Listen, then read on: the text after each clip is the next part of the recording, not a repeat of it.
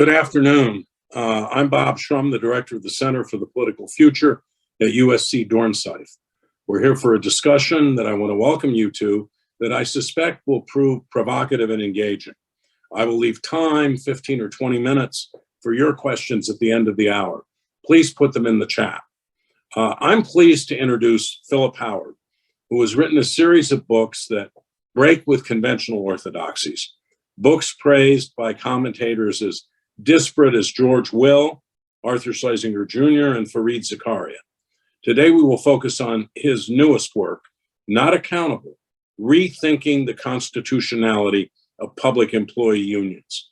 It's a challenging book, and so I hope he won't mind if at times I ask him a challenging question or two. But first, let me start more generally. What is your overall indictment of public employee unions? Why, in your view, do they lead, and I'm borrowing a phrase here from a friend of yours and of the Center's, Ken Brode, why do they lead to a kind of dystopian outcome? They've gotten to a great extent taking control of the operating machinery of government. So you elect a new mayor or a new governor, and he doesn't actually have the authority to fix a broken school or to fire a rogue cop. I mean, just to use one example, Derek Chauvin, the cop that killed George Floyd a couple of years ago, was known to be sort of a strange guy, tightly wound, maybe shouldn't have been on the street with a deadly weapon. But the police chief, the police chief had no authority to reassign, to terminate him, or even reassign him under the police union contract. And it turns out that in Minnesota in the prior decade, there have been 2,600 complaints for abusive behavior by the police. 12 resulted in discipline, of which the most severe was a 40-hour suspension. So you have an operating system in government in which the main management tool, which is accountability, is basically non-existent. So we've just witnessed a mayoral election in Chicago where the teachers' unions certainly showed their clout. And earlier in Los Angeles, another mayoral contest where public employee unions played a critical role in electing their preferred candidate. So let me ask you this: if other interest groups can galvanize their members and resources to elect their favorites and thereby shape political outcomes, say to prevent or slow action on the climate crisis, why should public employees be denied that right, even if we don't like the resulting outcomes? Okay, it's a very good question. I would say that there are two reasons. The first reason is, unlike all other interest groups, they have a statutory right to have the terms and conditions of employment be agreed to by elected leaders. No other interest group has the right of collective bargaining. They don't get first in line and say, you can't do anything until you reach an agreement with me. That's number one. I'll give you three reasons. The second reason is all other interest groups are looking to stop action, like people opposed to climate change, or get a subsidy or a sliver of something. And sometimes these are significant and sometimes these are not. I mean, Washington, as you know better than I do, is a great engine of the status quo. So you don't even have to be a powerful interest group to stop things. But what the unions have done is not get a sliver of subsidy here or there. They've taken control of the operating machinery of the entire government. And so their impact, I would assert, is not a policy here or there, but dramatically greater and worse. They've made it so that in many jurisdictions, you simply can't fix what's broken. And the third difference is that public employees owe a fiduciary duty of loyalty to the public. Other citizens do not. Other trade unions, the members of trade unions do not owe a fiduciary duty. And that's the reason FDR, among others, was diametrically opposed to collective bargaining in the public service. He said the process of collective bargaining cannot be transplanted into the public service because these people owe a duty of loyalty. Samuel Gompers, back in the early days of labor at the turn of the century, refused to let police join the AFL because it would be a conflict of interest with their duty to serve the public. I want to get to that in a moment, because I think there is an argument on the other side, and that we've moved on to some extent from the FDR's insight or argument. But I was intrigued reading your book when you talked about the prison guards union in California. Do you want to talk about the consequences or illustrate your point by citing the consequences of their influence? Yeah. So the correctional officers union in California is apparently incredibly important in local elections, and they elect favored people. And one of the things they did, was this in the 90s, I think, the 80s or the 90s? The 90s. The 90s. Yeah.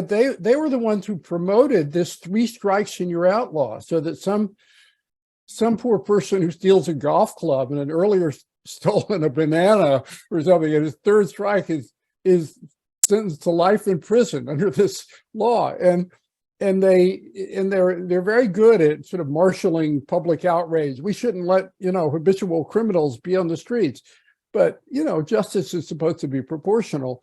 And of course, their incentive wasn't to keep criminals off the street. Their incentive was to get more prisoners, which meant they got more jobs.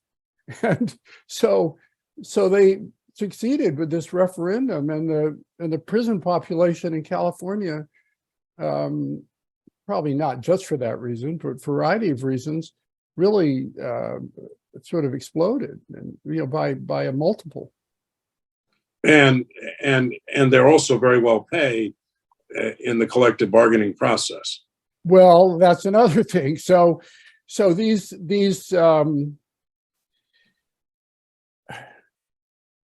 with trade unions, I really want to make the distinction. I actually think trade unions play an important role. Among other things, trade unions like auto workers unions keep the non-union manufacturers on it. Toyota, for example, has all these procedures to guarantee that people aren't treated unfairly when they're terminated. I suspect they have all those procedures in part because they don't want to be unionized. So there's a kind of a balance there, right? But with trade union negotiations, if they negotiated for inefficient work rules designed to cost money, they would find themselves out of a job because the company would move out of town or go out of business. Government can't move out of town. It's just there, and it can't go out of business. So what's happened for 50 years is you've had this accretion of favors given to the public employees union, so that in some jurisdictions you've got things like, firefighters earning over $200,000 a year, which is, some would say, it's probably not the market price.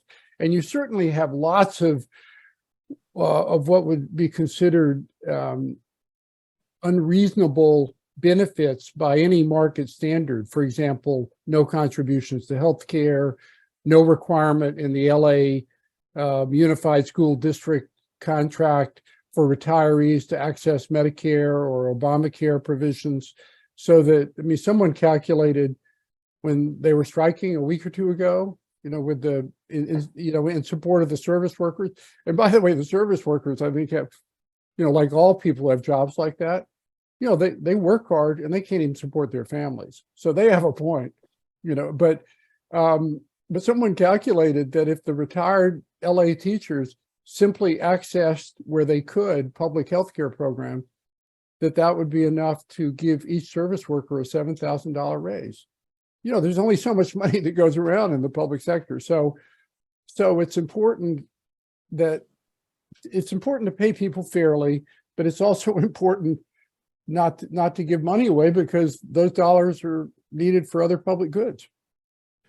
So let me cite something, and in a way, we're going back to FDR and Samuel Gompers, that your critics might, ways in which your critics might respond to your argument, and say we came to a different understanding over time. Because if you rule out collective bargaining for public employees, then what kind of leverage would lone individuals have against large governmental institutions to bargain over their pay and their working conditions? Well, the civil service system was designed to be a fair system to attract people who would keep their jobs based on merit. That's what it was.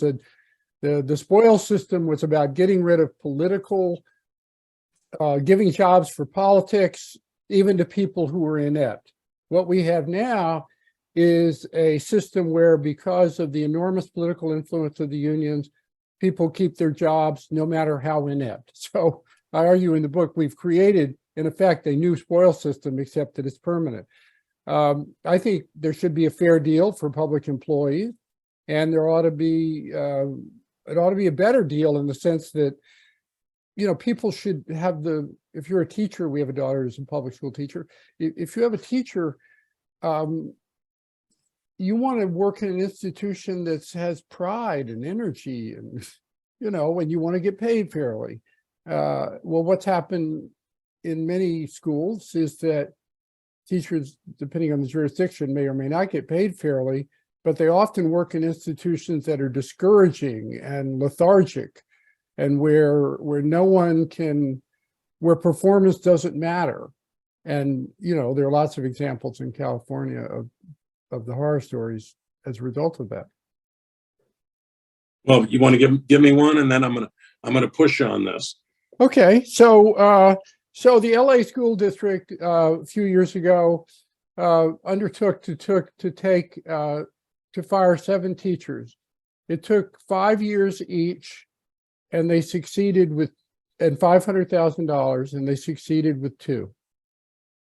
That's how hard it is to hold somebody accountable. And that's because there's a process you have to go through to fire them. It's not because there's a process. It's because the deck is completely stacked against it. If it was a fair process, you could have a process, you know, you could have a parent-teacher committee. I've proposed to Randy Weingarten, great, let's set up a site-based parent-teacher committee, and it has the authority to veto a firing, because everybody knows who the good and bad teachers are in a school. Fine. So have a check and a balance. These processes are exercises in sophistry. So, for example, if in one hearing, a teacher was defending her pathetic performance where she'd never even had bothered to grade any papers by saying that they couldn't show any writing that instructed her that she had to grade papers. I mean, that's just ridiculous. You know, you're a teacher, you're supposed to grade the papers. So those are the kinds of artificial arguments that are made in these hearings that, again, go on forever. The unions approve the arbitrators. The arbitrators know that they won't have their jobs unless they basically side with the unions. And so they generally do side with the unions. So I want to push you on the question I asked earlier. If public employees can't collectively bargain, what leverage do they have to make sure that they get decent pay and decent working conditions? Okay, I'll push back. It's a big market. There are lots of government institutions. If they don't like working someplace, they can go to another government institution. And there was no scandal that promoted these reforms. There were no examples of unfair pay that people were upset about and all that kind of stuff. What happened is, in the 60s rights revolution, that the Public Employee Association leaders wanted power, and they eventually got it. I mean, people didn't even know it was happening.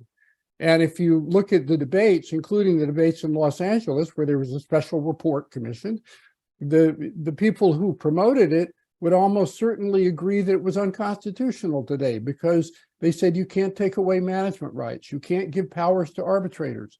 So I think there should be a fair deal. I'm for the civil service system.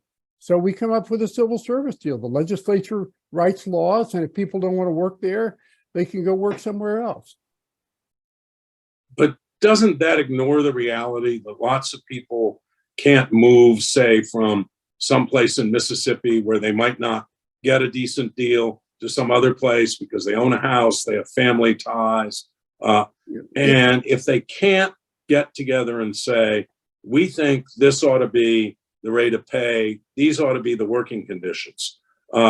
What's the alternative? The only alternative you suggest is that they move. No, no, or they go work somewhere else. I mean, you assume in your question that somehow there's a right of someone to have a job at a particular place. A government's not going to succeed very well if it doesn't attract good people. What we've done is created a governing system, I submit, which performs pathetically. Why does it perform pathetically? Not just for this reason. I've written books about the overload of bureaucracy that take away from teachers and cops, their authority to make daily judgments and such. But you have to be able to manage people. In government today, if you move an office, you have to collectively bargain who sits at what desk. When my friend Steve Goldsmith was a deputy mayor in New York, he wanted to go around and ask people how to do the job better. And he was blocked because under the union contract, that's direct dealing. You have to negotiate only with the union rep. You can't even ask your own employees how to do their job. I mean, it's literally figuratively out of control. And these work rules, we're in LA, the teacher's contract's 400 pages long, 400 pages long. If you were doing fair pay, and by the way, if public employees were just bargaining over pay, we wouldn't have this problem. Fine, let them bargain over pay. Let them bargain over things, but they can't bargain over no accountability and the work rules. I mean, in the MTA in New York, if a work crew's out there and it's fixing the tracks and there's an overhanging branch, they're not allowed to cut the overhanging branch. A new crew has to come in. They during COVID, well, there's so many COVID stories. During COVID, all the other essential workers went to work, but there's nothing in the teachers union contract about the teachers going to work. So they didn't go back to work for 2 years with disastrous effects on the children. And then they said, well, how about distance teaching, distance learning? They said, no, there's nothing in the contract about that either. So it has to be separately negotiated. And they negotiated something which is just a couple of hours a day in many jurisdictions. These are not rules, with all due respect, that are protecting the legitimate interest of somebody working in a functioning, efficient organization. They're rules designed to make government work badly. So that's the indictment. Let me see. I got it. Let me see if I got you right, though. Right. You just seem to say that you wouldn't object to collective bargaining over pay. You just object to collective bargaining, say, over working conditions. I would object to collective bargaining over pay to a point. I mean, I think that if there are some jurisdictions, I think Indiana is one, where they're allowed to collectively bargain over pay. It works fine. I think it should be transparent, and I think there should be an oversight board that makes sure that you don't have what's happened in the last 50 years, which is these accretion of benefits, and things like spiking of overtime in the last year so that you double the pension. And, I forget how many people in California are earning over $100,000 a year in their pensions, but it's a big number. And that's mainly not because of the way the rules work, ostensibly work. It's because that they beefed up their overtime in the last year, and the way the calculation worked is your pension sit based on the last year's work or whatever. So, I think there's things, I think you need some measure of reasonableness. Yeah, but I think bargaining over pay is something that's could be a perfectly fair thing to do.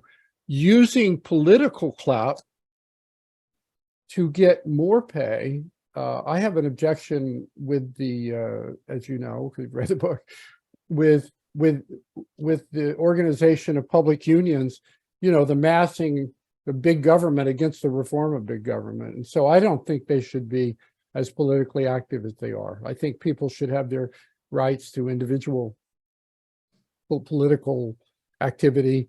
But when you band together the correctional officers of California, or even more the teachers, all of a sudden you've got an interest group that is, I think, not only different in size, but difference in kind.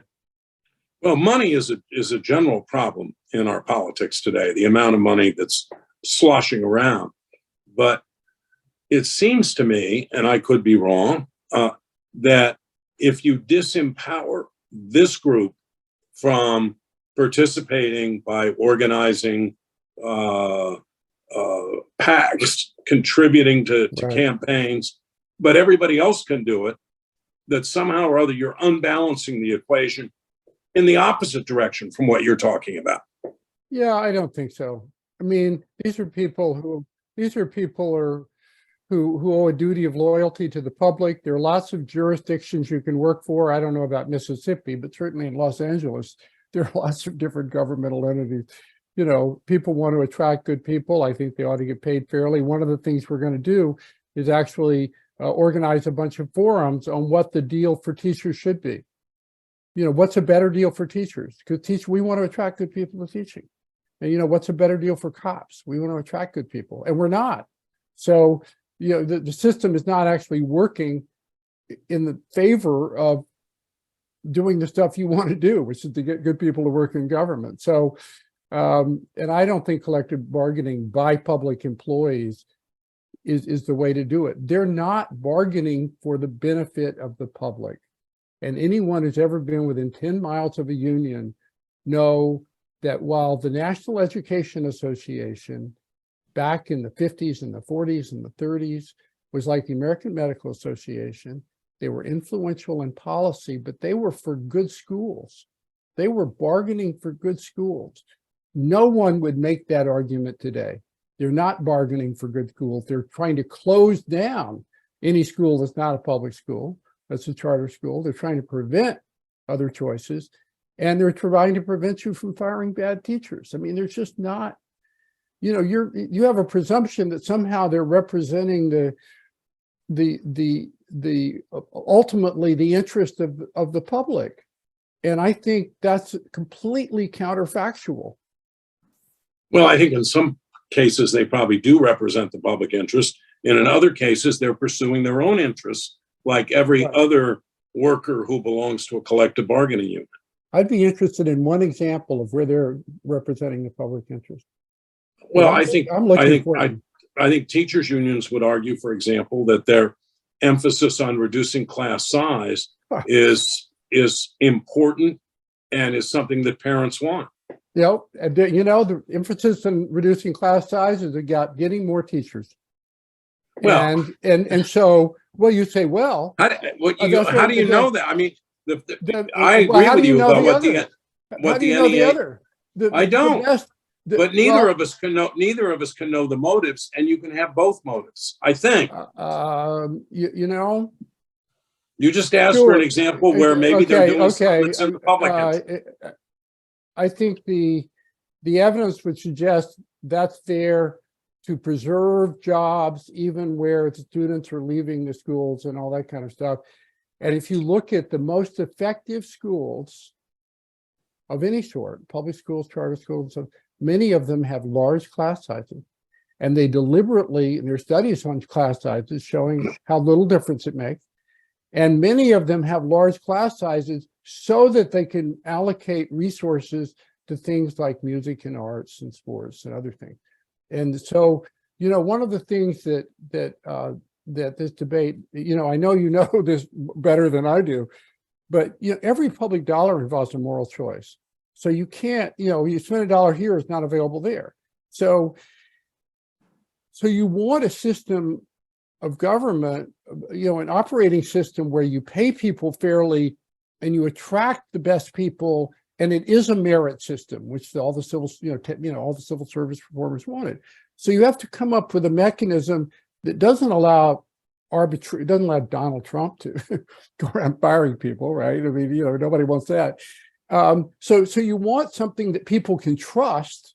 So you and I could sit down and say, say, let's bring people in. What's the best system for having good schools? Fine, let's have that discussion. And that, in my view, should be legislated. And if you had I'll call it association, a public employees association, like the NEA used to be, National Education Association, have them come in because they have a real interest in that. What do they think the best is? But that isn't the dynamic and hasn't been for 50 years. You write that you don't want Donald Trump being able to just dismiss people. And so maybe I'm misunderstanding something that you said in your book. You said that the Supreme Court should, quote, invalidate specific provisions of the Civil Service Reform Act of 1978 that mandate collective bargaining and thereby disempower the president and his appointees from removing officers. Right. Now, I'll turn to the likelihood of such a decision in my next question. But first, can I ask you to comment on the substance here? We've had civil service protections at the federal level since the assassination of President James Garfield in the early 1880s. If a president could remove federal officials at will, if that's what you mean, don't we run the danger of going back to the old spoils system in which agencies from the EPA to the DOJ, to the Department of Justice, to the FBI could be purged and politicized by an unscrupulous president who cared more about himself than the public interest?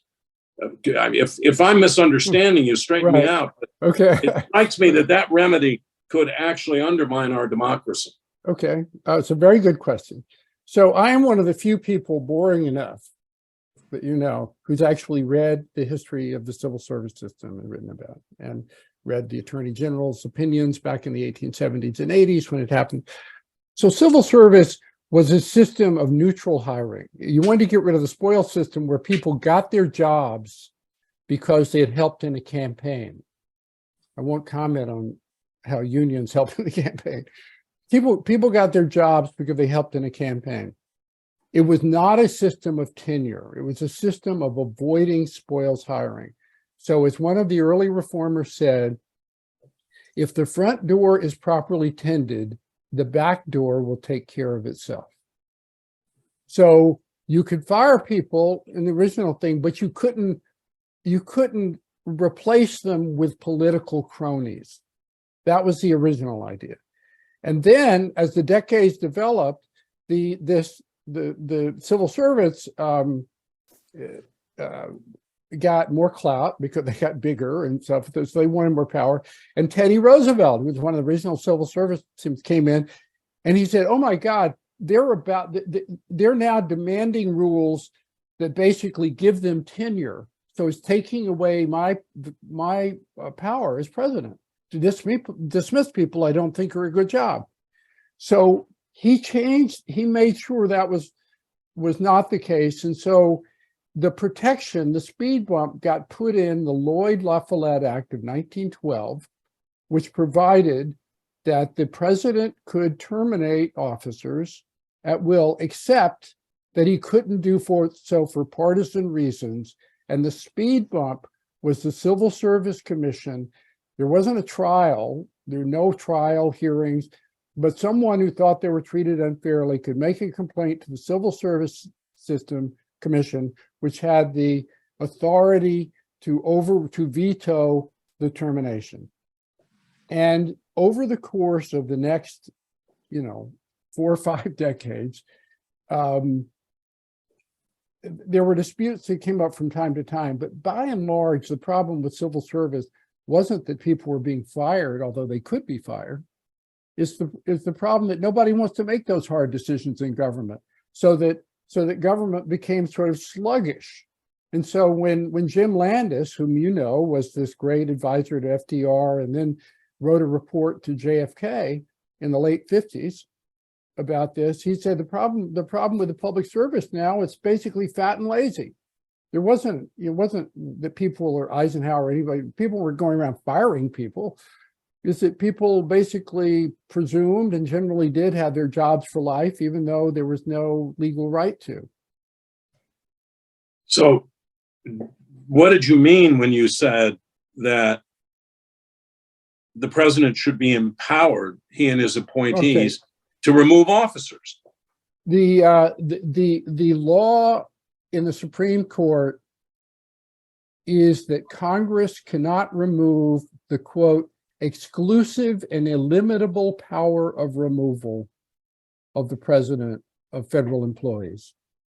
That is the constitutional law in cases that have been repeatedly upheld, including in the last year.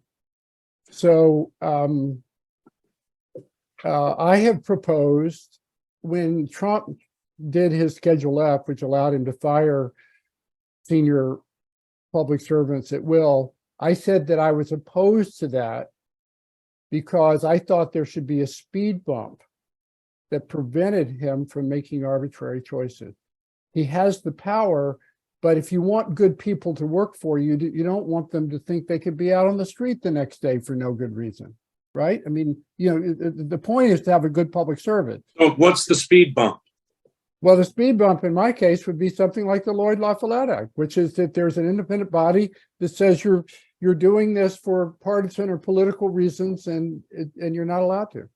And would the employees stay in place while that was adjudicated? Sure. It said it wouldn't be I'm not sure, but the adjudication wouldn't be this kind of years-long thing we have now. It would be a judgment. People would interview people, make judgments, and then decide. And a civil service commission would do that interview. Yeah. How does that square with the exclusive and illimitable power of the president to dismiss people? It squares with the Lloyd LaFollette Act of 1912. No, but how about with those Supreme Court decisions that you just quoted? I think you can put reasonable constraints on executive power as long as you don't remove the effective power. What the Civil Service Reform Act of 1978 does is remove the effective power so that over 99% of all federal employees get a fully successful rating, no matter how bad they are. And I tell stories in the book. I mean, it's just very, the problem with no accountability is not that there are lots of bad people. Most people who work for government want to do the right thing. The problem with no accountability is it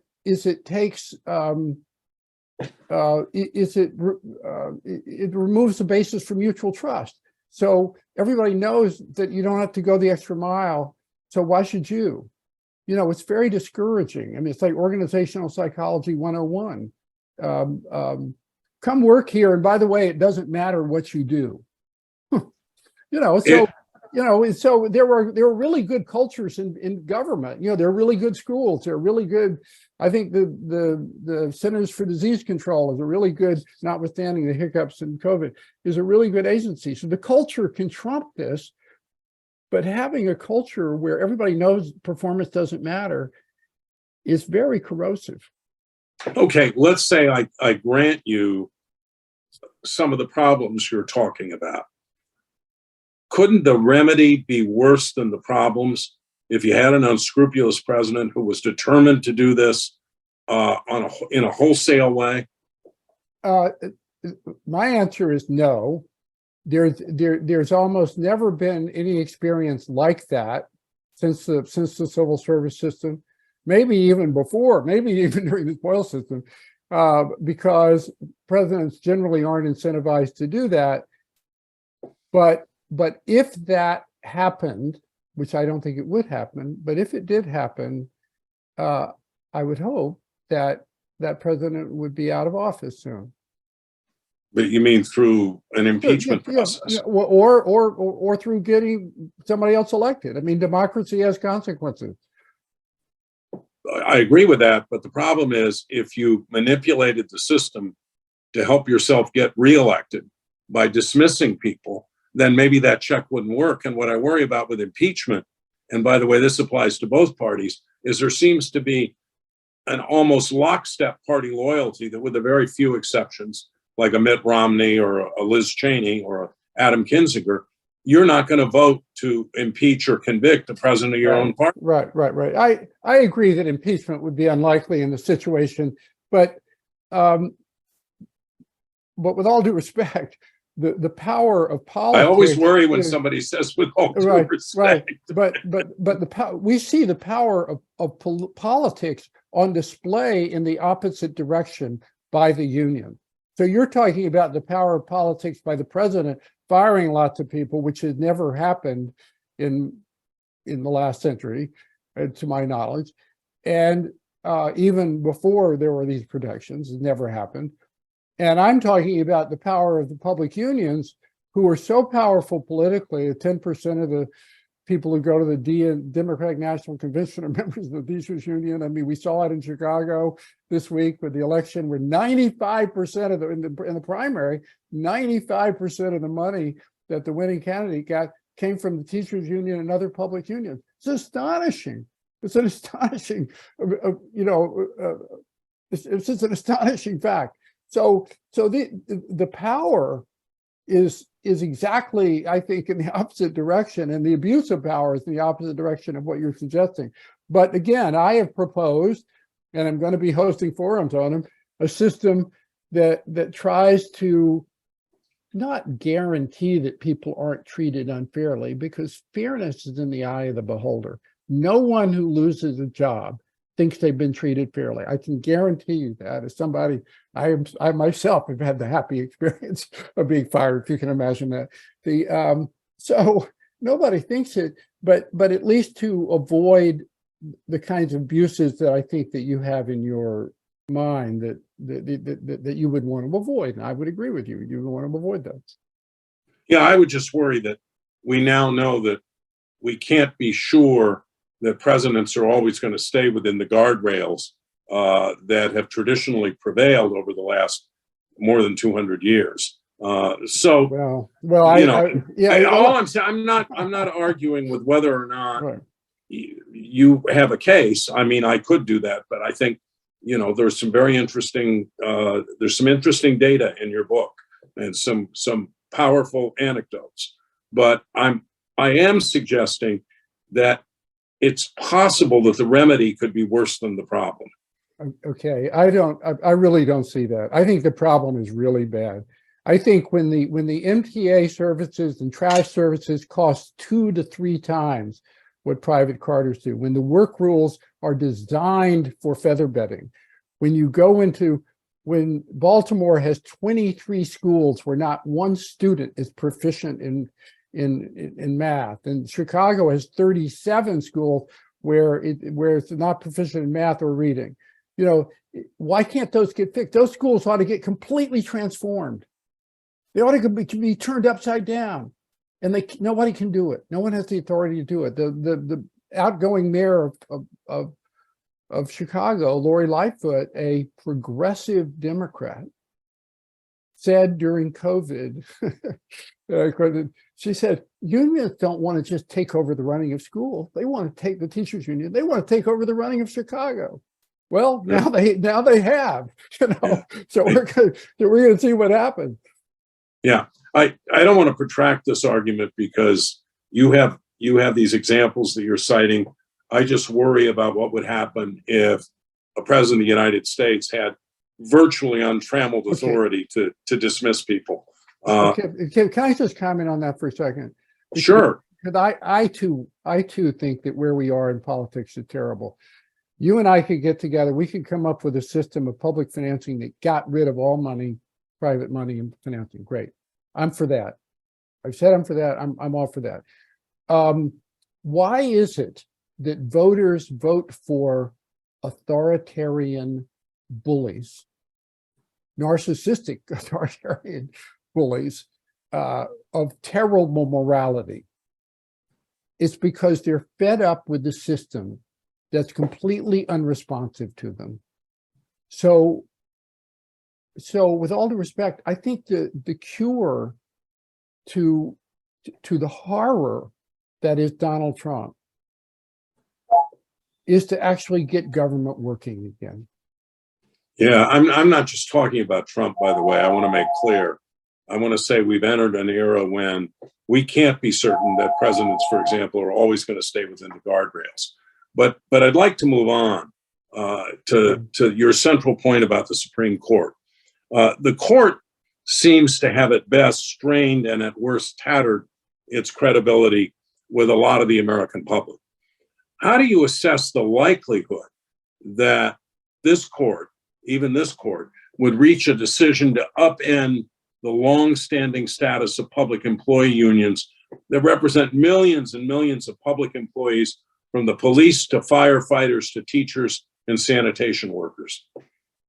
It's not a long-standing practice. It only came in the late 1960s, and I argue for no good reason and with no serious debate and with a complete misunderstanding of the difference between trade union bargaining and public union bargaining. What happens is they get somebody elected, they spend tens of millions of dollars to get a governor elected, like in New Jersey, and then they come to bargain the contract. They don't sit on the opposite side of the table, they sit on the same side of the table. It's a collusive arrangement. It would be corrupt it would be illegal in the private sector to do what they do, to get someone elected and then sit down at the bargaining table and make a deal with. That would be unlawful. And other trade groups, all the business groups, the environmental groups, whoever they are, they don't have that power. Only the collective bargaining has that power. So I would disagree with the premise that it's longstanding. But I don't know. How about if I say for over 50 years? Okay, fine. So it's 50 years. It's the late 60s. In California, I think 1968. So in the federal government, I think the argument about executive power and what I quoted is actually pretty straightforward. And people have accepted by analysis, people in government who call me and talk about it, that portions of the Civil Service Reform Act of 1978 that as a practical matter don't permit any accountability or discipline are unconstitutional. Not the whole thing, but parts of it. And by the way, my biggest supporters are the senior bureaucrats. There's something called the Senior Executives Association that's extremely been helpful to me in developing these arguments. These are lifetime employees but they've lost their management powers. So in the state and local government, there is a provision of the Constitution, Article 4, called the Guarantee Clause, and it provides that the United States shall guarantee to every state a Republican form of government. It's just that one sentence. And Madison talked a lot about it in the debates. And what that means is, as you recall, our country was set up as a republic, which means not a direct democracy where people can get recalled at will. You elect somebody for a fixed term of years, and their constitutional responsibility is to act on their best judgment, not to do what people want necessarily, but to do what they think is best for the public in their fixed period of term. And what Madison said that phrase meant, and there are history books on it and all that, is that meant that whatever form of democracy that a state or city adopted, and there are different forms in different states, the one thing that they can't do, the person elected can't do, is give away or sell their power to a private group. So you get elected as mayor, you can make decisions, what you think are the best interest of the public, but you can't say to the business association, oh, you run the prisons however you want to while I'm here.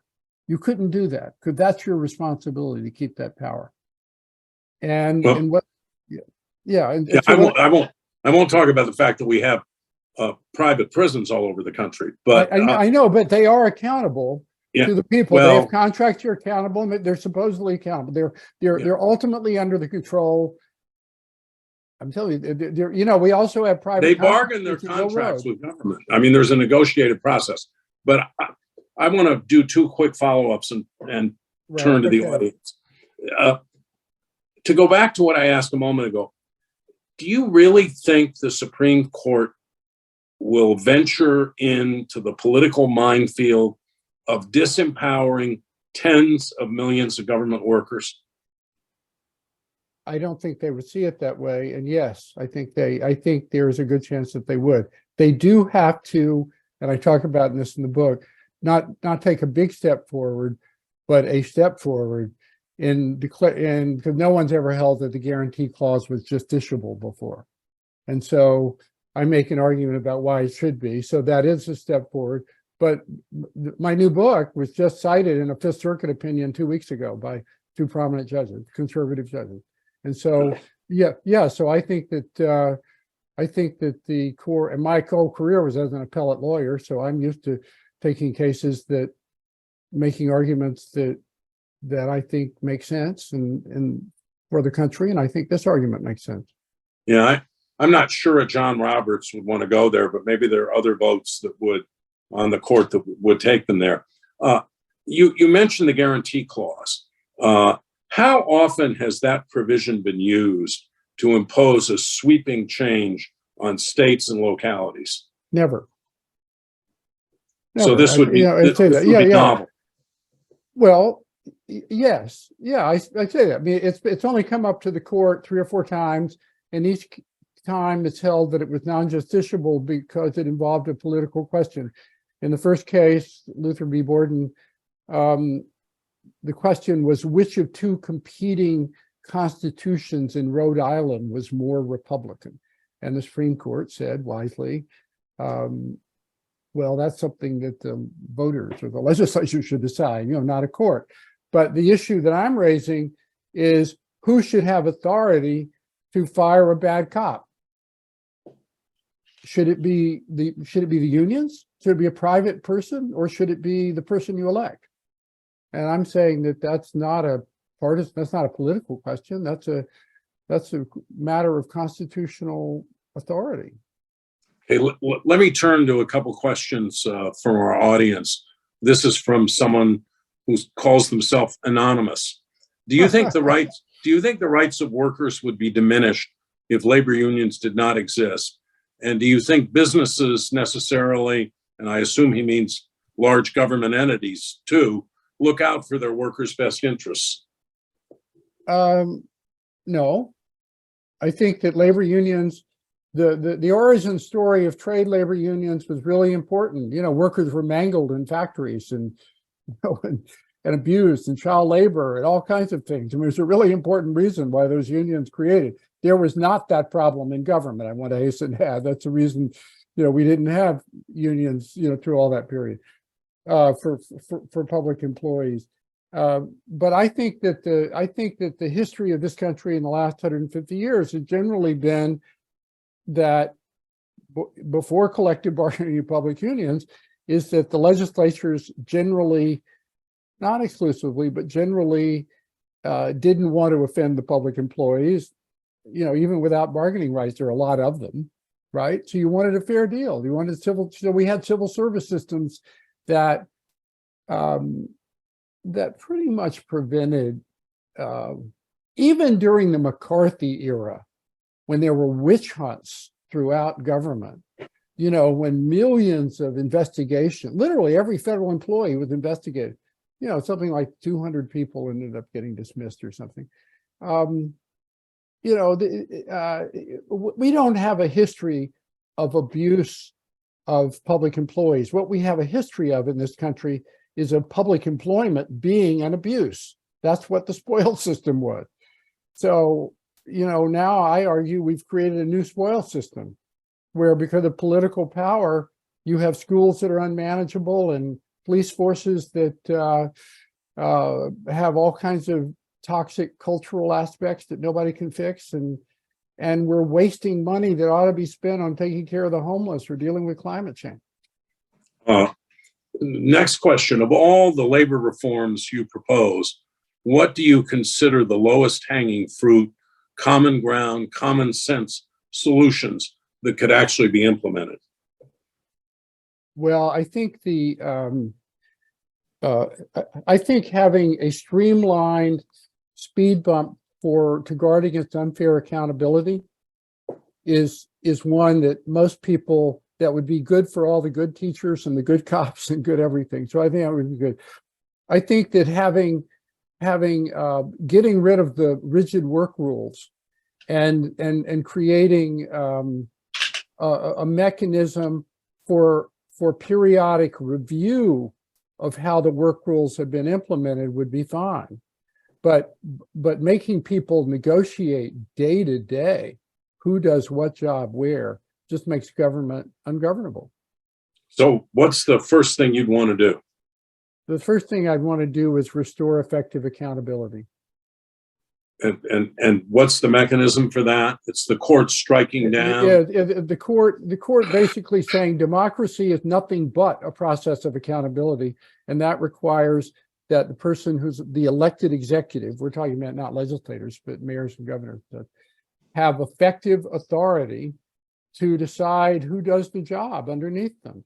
And as I said, I would have a speed bump to protect against, sort of things that people would consider outrageous, but that would be it. I wouldn't have hearings and trials. Next question. What is the difference, if any, between industry trade unions and public employee unions? I've been listening and I still don't really understand why you seem to think of them as apples and oranges. Okay, that's a very good question. The scope of what's being bargained for is very different. So in a trade union context, the dispute is between dividing the pie of profit between capital and labor, and generally, and if labor asks for too much, the jobs will go away. So they have to be reasonable. Otherwise, the company moves out of town. In government, they can't move out of town, and there's no such thing as profit. So what we have a history of over the last 50 years is our negotiations that I argue, and I can't present case and verse here, but that I argue are abusive. They're not market, they waste money, they impose rigid work rules that require a business to go out. The MTA during COVID had to hire extra workers to sanitize the subway cars. Turned out the private contractor did 3 times the work that the MTA workers did because their work rules were so restrictive. So that's the order of magnitude. Trash collection in New York costs twice what private cars charge. So we're talking about incredibly inefficient things. So, but the worst thing is the collusion in the negotiations. In Chicago, the unions just got this person elected. What do you think the negotiation is going to be like when that contract comes up again? What do you think it's going to be like? They got him elected. They put up all the money. So do you think he's going to say, oh, no, you can't have any more money? No, he's going to do what they've done for 50 years, with give as much as he can get away with. And who's the loser? The public. But I think the questioner is saying, for example, don't industrial trade unions also negotiate rules about working conditions, ranging all the way from bathroom breaks to how long a break you get for lunch to... No. The answer to that is no, not in ways that make it inefficient, because they did that with the auto workers in the 1970s and they lost hundreds of thousands of jobs. So yes, they have some work rules, but they're much more flexible, and they're not designed for inefficiency. They're designed for humanity, not inefficiency. If you compare the work rules, we should do that actually. That's a very good exercise. We should compare the work rules for the UAW with the work rules as they are applied in things like, mass transit systems and teachers unions. They are different, very different in degree. Yeah. Okay, we have another question, and after that, I'm going to close this out with one last question of my own. Do public employee unions actually want to protect their worst performers? Is that part of their mission? Or do the alleged protections happen for other reasons? Well, they do protect their worst performers, and their own record is saying, my job is to protect the worst performers, and I can do it. So I quote people saying just that. Why do they do it? Because it's human nature not to want to be accountable. It's like people in Plato's cave, the allegory. Nobody wants accountability. It's like eating something that's good for you that you don't like or something. So sure, people sign up, and what they get is, I'll never be accountable no matter what. So they have that measure of security. I think it's kind of human nature to want it, but it's bad for everyone. It's even bad for them because it creates a lousy work environment. So So I think my instinct is that they want to protect the prevent accountability because that's their main selling point. Okay, here's a question I want to end on. There are states, New York, for example, with its Taylor law, prohibiting public employee strikes, but such laws are constantly ignored.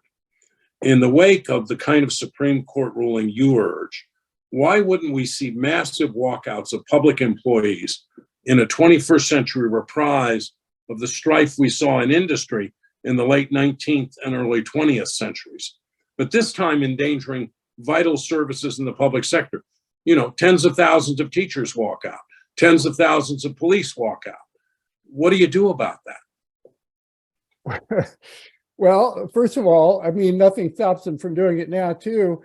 But in my, as you say, because they ignore the prohibitions against strikes, and so they, as in LA, they did strike, you know, a couple of weeks ago. In my world, you create a system for public employment that is more attractive for public employees. You can pay teachers more if they can be managed. It's a good deal. If they're not dictating class size and dictating everything, if you can pay them more. You can give cops more authority in the way they do their jobs and have fairer oversight mechanisms than any that have been invented yet. We need a new deal for public servants. We do not have a merit system. We have an anti-merit system at this point. Civil service was supposed to be a merit system. It has basically failed, and failed in large part, but not exclusively, because of these union bargaining contracts. So I would propose making deals that I think people would like.